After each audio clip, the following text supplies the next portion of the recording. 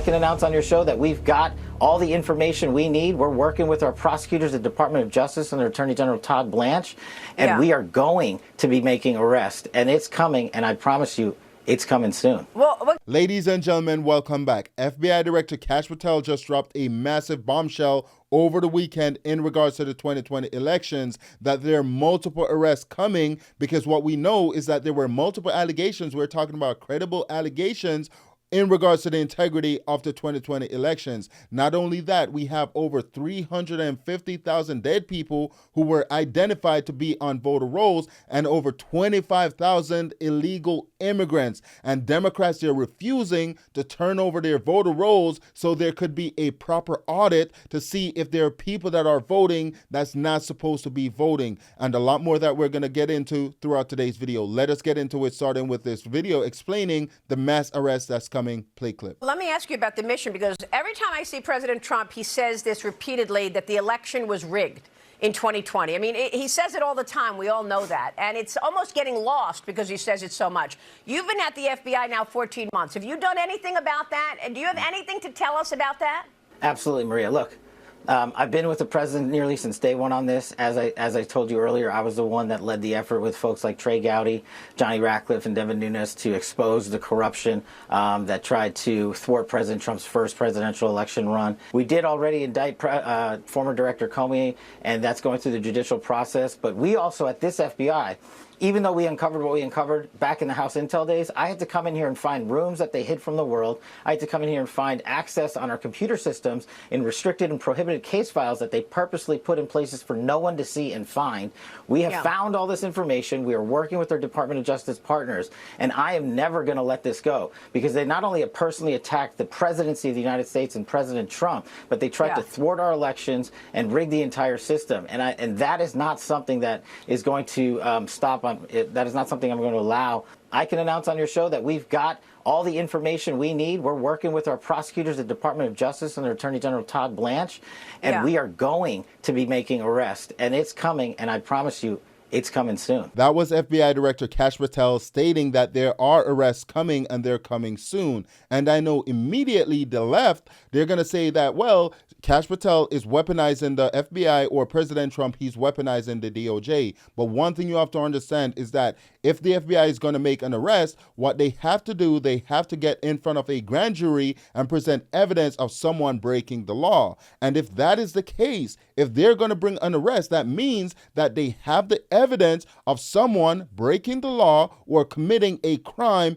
in regards to the elections. And the question is, who will be arrested? Will it be just another foot soldier, or will it be someone high up in politics? And here we have an article that suggests some of the people you might see getting arrested. And first on that list, we have Barack Obama. And the reason is because Trump has suggested that Obama-era intelligence and surveillance decisions helped lay the groundwork for what he calls politically motivated effort to undermine his presidency, particularly tied to early investigations into his campaign. You could also see Joe Biden getting arrested as well, because Trump has repeatedly claimed Biden benefited from what was part of a system that allowed illegal voting practices, including allegations of ballot harvesting, non-citizen voting, and coordinated election irregularities. You could also see Kamala Harris getting arrested as well. You could also see George Soros, which I think is pretty important, because Trump has long alleged that Soros funded progressive election infrastructure and local prosecutor networks in ways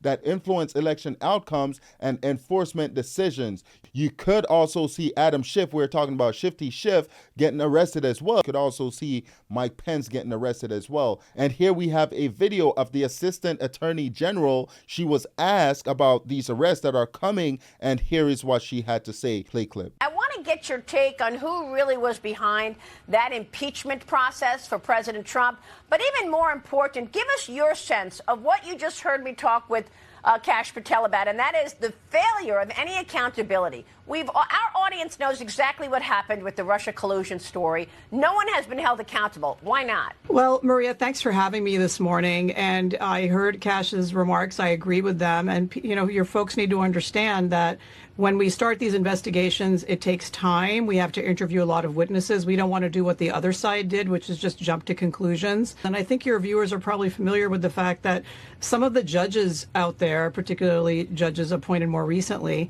have been, doing their own form of lawfare by simply denying the Trump administration's valid cases in court on numerous different cases. And so we've experienced that at the Department of Justice. And so we're trying different tacks. We're putting teams together. I'm personally involved in some of the issues that we've talked about. The whole Department of Justice is very committed to this, and Acting Attorney General Todd Blanche is continuing the work started under the Attorney General Pam Bondi. And we will have news in the very near future on these issues. And as you can see, the Department of Justice, they're on board and they're fully committed to bringing these people to justice. And two things that I want to highlight that she mentioned. For one, she stated that they're taking their time, that they're doing this, that they want to do it the right way. And I know a lot of you guys, a lot of people would like to see arrests happened yesterday. But at the end of the day, what they're trying to do, or what she's stating they're trying to do, they're trying to get this right. They're trying to gather all the evidence.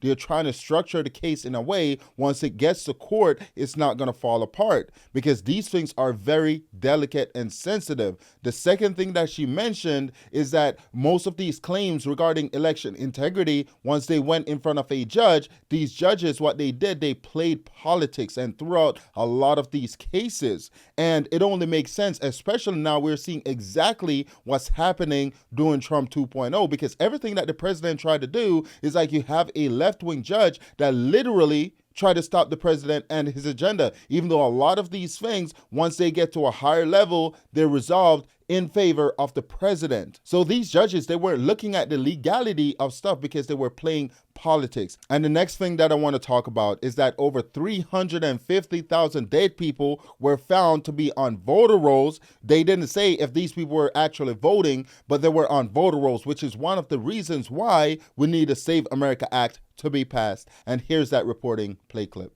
Justice Department suing 29 states and Washington, D.C., saying they're refusing to turn over voter roll data to federal investigators.